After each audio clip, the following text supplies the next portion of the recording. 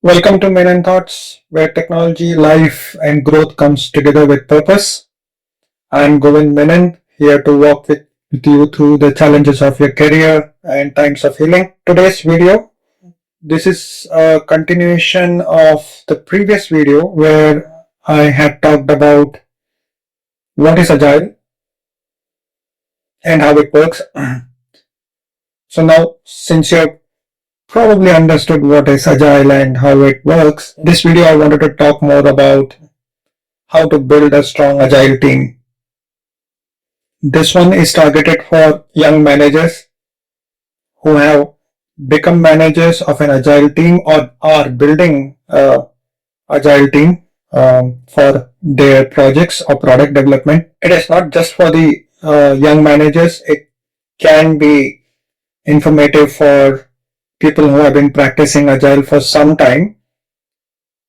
So in the process of the rush of deliveries and in the process of developing products, sometimes we ignore the basics of how to build the team or how to maintain the team, right? I mean, it's happened to me before. You sort of get compliant, if you may, or there's sort of a compliance component that comes into day-to-day work life, and if we are building a team or we're running an organization, we tend to sometimes forget the basics of what and how to run a team, right? So this video will help young managers, as I said, and anybody who is interested to just go back and look at the basics of team building. This is not a preaching sort of a thing. This is more of my experience, my thoughts. I'm just sharing it. It might help people. That's all it is. So I have always built my agile teams in the past with an analogy like it is a cricket team, right? So that is one factor that I keep in mind when I look at my team building or when I start to build an agile team in any organization for a product development or for a project that I start off, right? There is one catchphrase in this video which you probably had seen in the thumbnail also. The catchphrase is basically you are only as strong as your weakest link, right? So this phrase came to me in my head way back in 2008, 2009. It's not my finding. It is something which I was discussing with one of my friends once, a colleague of mine. We have worked together for close to 20 years.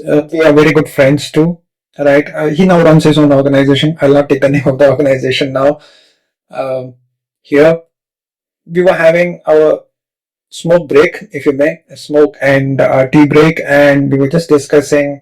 At that time, we both had joined a startup, and he was heading that particular organization as general manager, and I had joined in as a technical manager, development manager, whatever you want to call it, right? And we were just discussing, and he was saying, we should build a team which we know which is our weakest link so that we can work towards it to make it effective, right? Or strong enough. And hence from there is this phrase, you are only as strong as your weakest link, right?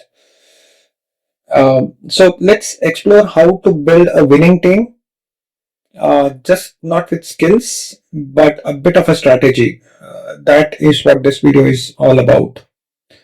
So agile development, according to me, is a team sport. Agile isn't a race between individual stars. It is a team game. So if you really want to build a good team, as the team itself you're talking about it is about building the right team that can take you to the finish line. You can have the best developers, but if your QA is left behind, you won't be able to ship the product. If you can when, if you may have a sharp architect, but if the PO, the product outcome is not clear, the sprint derails. So think of your agile team as an Indian cricket team. This is the analogy that I was talking about. You have a Sachin Tendulkar, a masterclass in individual excellence. Rahul Dravid, the quiet wall, who did what the team needs. MS Dhoni, less classical technique, but unmatched composure and leadership, right? That is a combination that you would want to look at in your team, a cricket team, right? Each one brought a different kind of strength to the team. If they had all played together at the same time, Dhoni also played at the same time, almost they played the same time, all three of them, but under Dhoni's leadership, probably Dravid and Tendulkar didn't play that long, but um, if you look at it, they each had their own distinctive strengths. Rahul Dravid, of course, went on to become probably one of the most successful coaches also, right? That is a subject for another topic, right? Um, the agile team actually needs the same diversity, brilliance, adaptability, and a glue that is there like in this three legends that I mentioned. Every agile team has, and I believe will have, a version of these sort of players or team members. The actual magic is basically recognizing them and helping them shine together. That is what a manager, a founder, team lead, whoever you want to call it as, has to do. Not micromanaging them, but enabling them. Right? That is what the key thing is when you talk about building a good agile team for your organization. So where do you begin with? You begin with spotting the weak link that you have. Spotting the weak link in the team isn't about lack of talent in the team. It never is. It is often some misalignment or supports that they don't get. Right? It could be something like a dev overloaded with tasks they aren't trained for, a BA who is more of a documenter than a collaborator, a QA who finds bugs but doesn't feel empowered to block a release, or is pushed by the release manager or the product manager or the scrum master or whoever it is to make the release, even with calling bugs as non-critical or whatever it is. Or it could be as simple as a thing like there are quite a few team members in your team whose opinion never reach sprint planning, and this happens more often than not. So you have, let's say, a team of 5 to 6 people. There would be one guy who has got a very good opinion, very good thought process, and all that things, but his opinion never surfaces up in the sprint planning and stuff like that. Most of the times, these guys get sidelined. That is what happens. So, as a manager or the person who is building this agile team, who's responsible for the delivery of this product, project, whatever you want to call it, it is your responsibility or your roadmap, if you may, to understand their style and strength. That's what I believed in, right? So you have a team of 6 people, you try to understand what their style of working is and what their strengths are, and then give them space in that area. Sometimes this also happens like you give them some responsibilities, you think that you have understood their style, you have understood their strengths, but as the time goes, probably a month into the team functioning, you might find that you have not understood the person right, because you are not a psychologist, right? You are also trying to understand the team. That is the time when you have to pivot, probably have that discussion with the person and see where he wants to be, right? I mean, that is also a possibility that happens.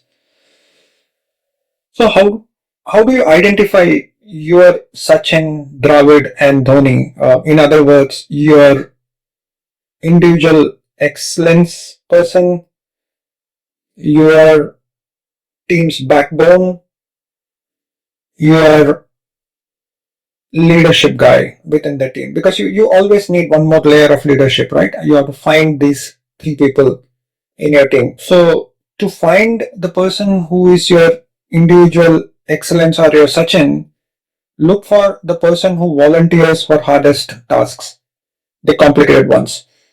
Uh, Especially in the initial stages, there would be a lot of complications when you're trying to understand the project or the product, right? A person who delivers on every crunch situation is your Sachin, right?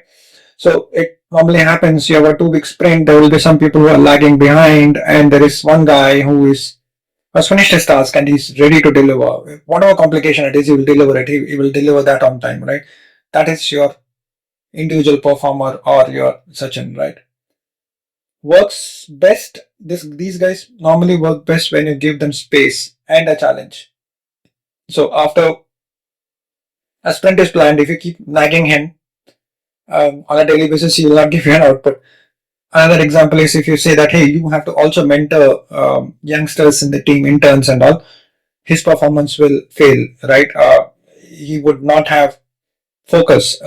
These people normally take one task and they have ultra edge focus on that. That's what I would say, right? So you have to identify that person in your team if you want to. One or two. It could be one, two, three. How many number of people you have? I don't know. I mean, depends upon the size of the project and the team size, right? Then you have to find your backbone, your Dravid, right? The quiet force, helping others debug, takes on the dull but essential roles like going and sitting and mentoring people, probably even picking up things which that performer that I talked about says, yeah, I will get to that later, right? I mean, he can pick it up because he knows at some point this will become critical. One factor that is there in these backbone people, or even Dravids as I call them, is that they can read the room and adjust their pace. Yeah.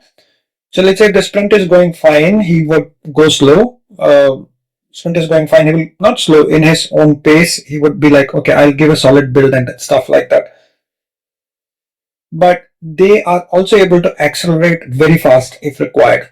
If required, when they know it is time, they will accelerate very fast, right? So those are the Dravids I think you should look at. Okay, your leaders, people who are composed and the leadership quality guys, the Dhonis, they might not be the sharpest coders. They might not see the big picture, but they will keep calm in the sprint review, think from a user's perspective, and step up when the pressure hits. Okay. So what I mean by that is, even when the sprint review is going, everybody is saying, no, the sprint went bad, blah, blah, blah, everything, he would still take a step back and look at it saying that, okay, what went wrong in the right sense? The other way around also. When the sprint goes well, these guys will be the ones who would take a step back and say, sprint went well, but these are the issues that came up. They think primarily from a user's perspective, what the user would be thinking. If I was in the user's shoes, right? Will they like this UI? Would have they liked it? Will they like this functionality? And they step up when there is a lot of pressure. Lot of pressure. Like, I mean, you would have this one person in the team who would work Saturdays and Sundays also without you asking, right? That sort of a guy. Sometimes your Dhoni is your QA. The guy who is giving the leadership can be a QA. Sometimes it could be your BA, and sometimes it could be even a junior dev with emotional intelligence beyond their years, right? I mean, so this is not a definition of a leader from a point of view who is leading the pack, right? There's a person who has got that vision, that composure to bring the team together. sometimes the BA is the guy, sometimes it could be the QA guy, sometimes it could be the junior dev, right? So not the other two. Like, I mean, the individual performers and the backbone might not be your QAs and your BAs, especially in a development sprint, right? So this analogy can fit in into any other team also, which is uh, actually using agile manufacturing and other places. But I'm giving from a software development point of view because that's what I have been doing for quite some time, right? So the next part of this is basically playing to the team's strength. That is one of the factors that you have to look at, and you have to look at it from a point of view. Why? I mean, how do I use these guys? Okay, you have identified them. How do I use them? Right? So let that Sachin person or the individual excellence person focus on solving the toughest problems in your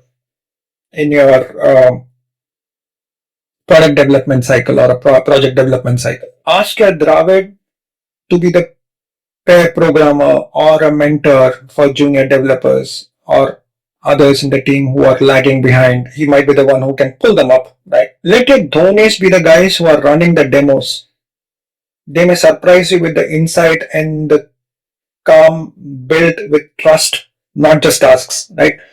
So the individual performers are focusing on the shipment. The backbones are making sure your team is getting stronger and stronger, and the guy who is your leader, composed leader, whoever it is, he is actually giving strong vibes about your team to your client.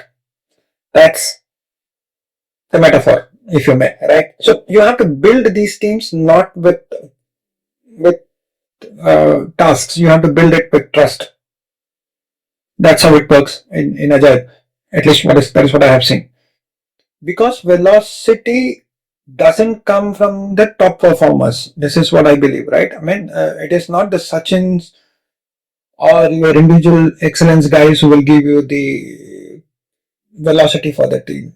It comes with balance. All these guys, when they play in sync, is when you get your team to play together and win the tournaments, if you may. In our analogy, it is in our analogy, it is delivery, right? So one of the things that I also believe, you have to balance this well.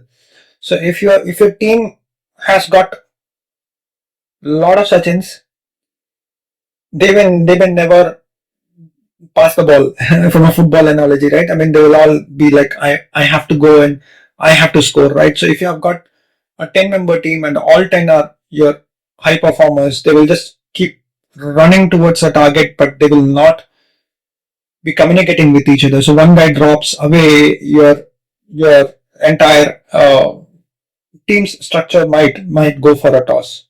It might perform well in the beginning, but as it goes into maintenance and when it comes into the next stage, there will be a lot of trouble because there will be finger pointing, because that happens with top performers. They have got some level of ego that goes in there, right? Okay.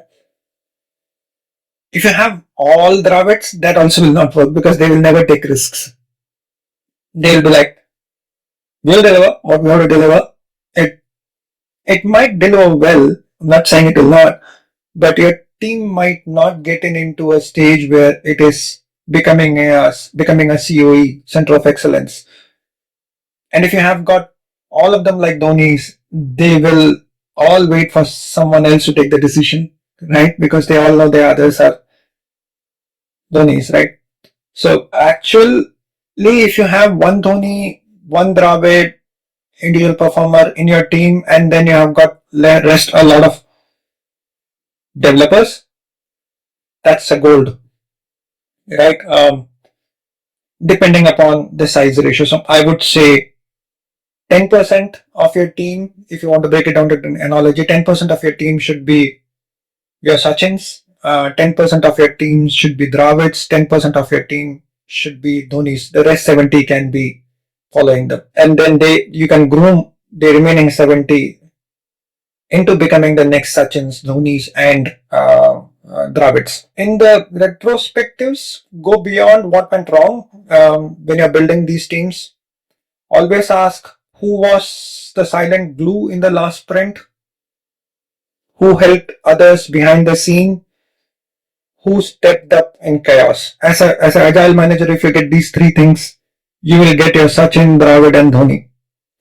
So normally, what happens in retrospective is basically we look at what went right, what went wrong, what can get better, as I explained in my previous video for the next sprint.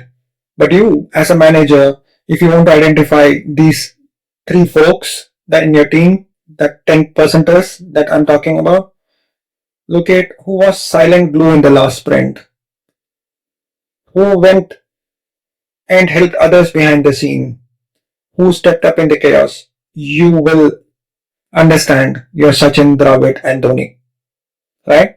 Okay. Yeah. So from the point of view of agile teams, I have built a lot of teams, right? Over the last 29 years, okay, 10, 15 years is when I have been working with agile.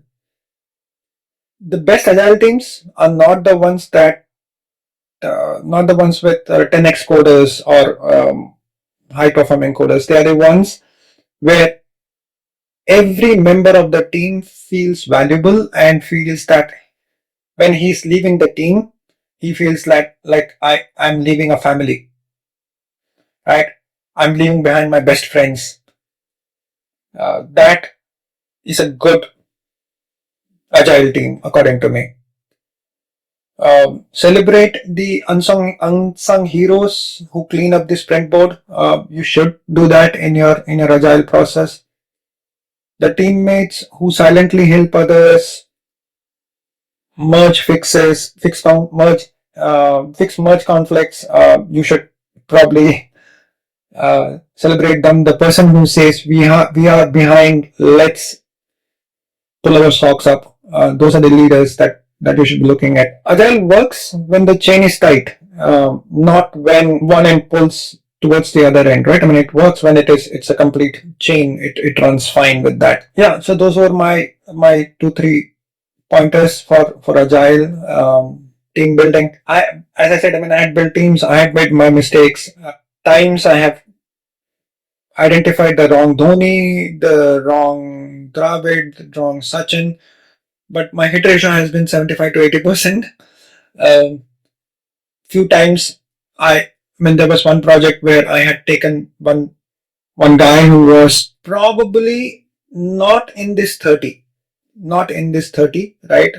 He was not a Sachin, not a Dravid, not a Dhoni. He was just a developer, a normal player, all rounder if you may. I tried pushing and making him into the Dhoni of the team, and there was a big fallout between me and him, and he ultimately left the team and then he joined another team, and there were a lot of things that happened because he didn't understand the concept of the leadership or the composure, right? And I overestimated him. The reason I overestimated him was I was building this team with this particular mantra, and I had a 5-member team. So I knew who was my Sachin. That guy is now working in Microsoft. I knew who was my Dravid at that time. It was me in that particular team because I was the backbone. I was a developer too, and I was becoming a dev manager, right? And when I looked for the Dhoni who would interact with the external and then probably take over the release management, project management from me, and I will concentrate as an agile manager and probably at some time move out of the team into the next team.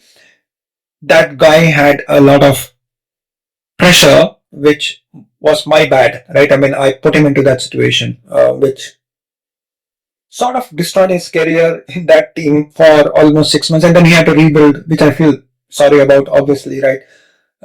We were good friends till then, and after that, this happened. But anyway, so yeah, so you don't you cannot take these mantras as core mantras, but these statements that I'm making not as mantras or anything. This is just my experience. This is my way of putting it across, right or wrong, right?